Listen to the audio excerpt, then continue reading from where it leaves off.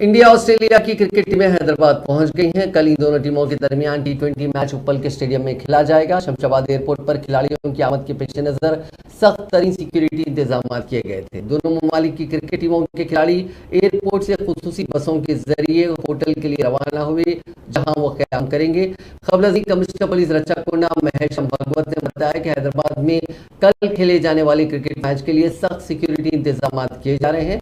ताहाल stadium के आसपास 300 CC कैमरे नस्ब किए गए हैं और 2500 मुलाजिमीन पुलिस के साथ सियानती इंतजाम किए गए हैं।